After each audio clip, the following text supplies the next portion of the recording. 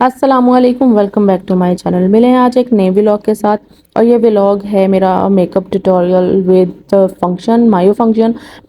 मैं जा रही हूँ मायो फंक्शन के लिए, इसके लिए मैं तैयार हो रही हूँ। तो चलते हैं। ये सारा जी मेरा मेकअप है और इस मेकअप को मैं अपने मुंह के ऊपर लगा कर तो मैं जाऊँगी लाहौर। फैसलाबाद से लाहौर का सफ़र है, बहुत ज़्यादा लंबा है। और ये मैं प्रीमियर की जगह, ये मैं उन लोगों के लिए बता रही हूँ। मैंने बिल्कुल सिंपल सा मेकअप किया था, इस तरह से मेकअप किया था कि जिनके पास मतलब ये ब्रांडेड प्राइमर नहीं होते हैं, फिनिशर नहीं होता है, या आफ्टर मेकअप के बाद जो हम लोग फिनिशर देते हैं वो नहीं होता है, कंसीलर नहीं होते हैं। मतलब विदाउट इन चीज़ों के हम लोग सिंपल मेकअप जो है मतलब किसी शादी के लिए, किसी फंक्शन के लिए कैसे कर सकते हैं। तो ये सिंपल वे है जी प्राइमर यूज़ आफ्टर, मतलब मेकअप से पहले जो हम लोग अपना प्राइमर यूज़ करते हैं उसकी जगह पे है कि आप किसी भी कंपनी की वैसलीन लें और उसको अच्छे तरीके से फेस वॉश करके उसको ड्राई करके तो अपने फेस के ऊपर वो लगा लें। ये आपका प्राइमर के लिए यूज़ होगा और इससे बेस बिल्कुल भी 1% के लिए भी हिलेगी नहीं। जो हो जाता है ना कि सर्दियों में आपकी जो ड्राई स्किन है उसके ऊपर ये स्पॉट्स बन जाते हैं, फट जाती है और जगह जगह पे वो ब्लैक स्पॉट्स बन जाते हैं, वो वैसलीन के साथ ये बनेंगे नहीं। आपकी जो बेस है वो बहुत अच्छे तरीके से स्टेबल हो जाएगी। और फिर उसके बाद जी मैंने ये मिस रोज़ की जो थी बेस, इसको यूज़ किया था। अपनी स्किन टोन के हिसाब से आप करें। जो मेरी स्किन की थी वो मैंने लगाई और फिर उसके बाद ये मैंने कंसीलर था मेबीलाइन का वो यूज़ किया। ये मेबीलाइन यूज़ होता है जी आपके जो डार्क स्पॉट्स बने हुए होते हैं या जिनके पिगमेंटेशन है, जिनको छाइयाँ बोलते हैं, वो होती हैं। जिनके दानों के स्पॉट्स बने हुए होते हैं, मतलब दाने ख़त्म हो जाएं और उनके दाग रह जाएं, उनके लिए, डार्क सर्कल्स के लिए, ये उन चीज़ों के लिए यूज़ होता है। तो मैंने इसको मतलब अपने जहाँ जहाँ पे मुझे फ़ील हो रहा था कि यहाँ यहाँ से मतलब स्पोर्स जो हैं ये फ़ील हो सकते हैं, तो उन उन जगह पे मैंने वो कर लिया। और फिर उसके बाद जी मैंने ये निशा का, मैं आपको इसकी जो पिक्चर है वो भी टैग कर दूंगी साथ में। मैंने वो अप्लाई किया था, जो आजकल फाउंडेशन बहुत ज़्यादा यूज़ हो रही है और बहुत अच्छी चाइना की है। ये वाली मैंने ऑनलाइन ऑर्डर की थी दाराज से। तो उसके बाद जी मैंने फिर अपना अपने जहेज़ की निकाली, आई शेडो किट निकाली। और उससे क्योंकि मेरी जो साड़ी थी, मैंने साड़ी वेयर की थी, तो वो थी मेरी लाइट ग्रीन और डार्क ग्रीन कलर में, स्किन कलर का उसका ब्लाउज़ था। तो उसी के अकॉर्डिंग मैंने फिर उसका आई मेकअप किया था, बिल्कुल लाइट सा, ज़रा गोल्डन टच देकर।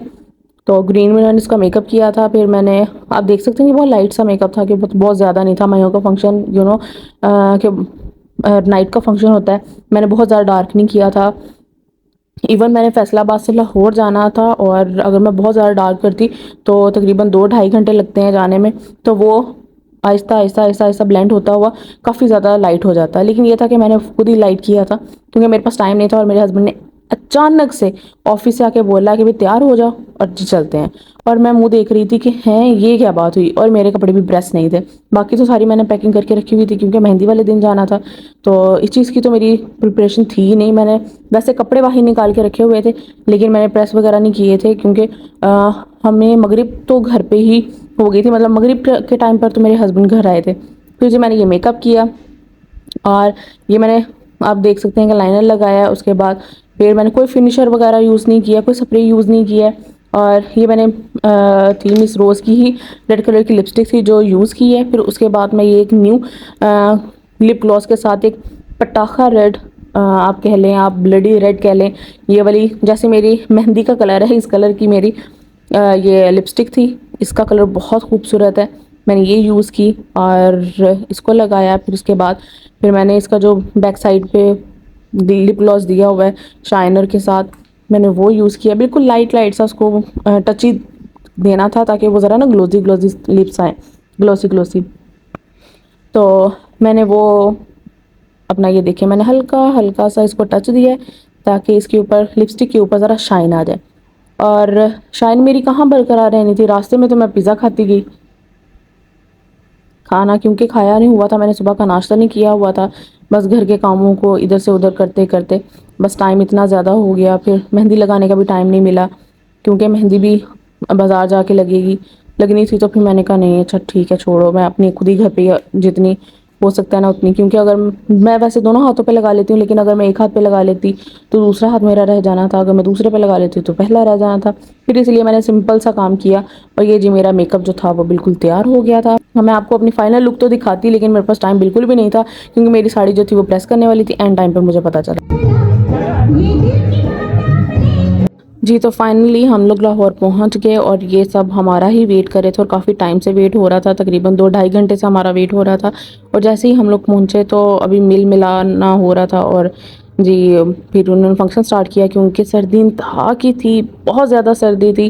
और जैसे ही हम लोग पहुँचे हैं और इतनी ज़्यादा फोग हो गई कि नीचे उतर रही थी, वो ज़मीन के ऊपर उतर रही थी।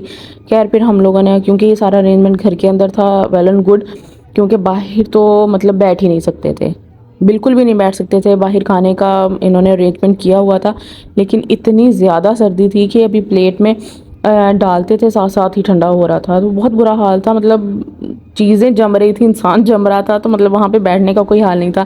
खैर जो फंक्शन था वो बहुत अच्छे से हो गया। फिर हमने ढोलकी स्टार्ट की।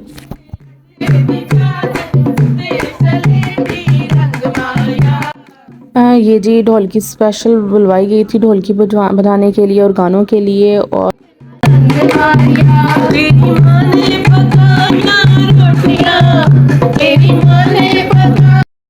यकीन करें कोई इसकी आवाज़ ज़बरदस्त थी, कोई मतलब कि इसने रौनक लगाई हुई थी, इसकी ढोलकी की आवाज़, इसकी आवाज़ परफेक्ट। फिर ये ख़त्म होने के बाद फंक्शन तो मैं बाहर निकली मौसम देखने के लिए, चेंज वगैरह कर लिया था। ये जी घर की डेकोरेशन हुई हुई थी। और अब तो फिर दोबारा फिर मतलब कि कैमरे में तो फील नहीं हो रही है, लेकिन इतनी ज़्यादा सर्दी थी कि ओस सारी की सारी नीचे ज़मीन पर आ गई थी, बहुत बुरा हाल हुआ हुआ था। जी, तो ये मेरी फाइनल लुक थी, जो कि बिल्कुल ही ख़राब हो चुकी थी एंड पे।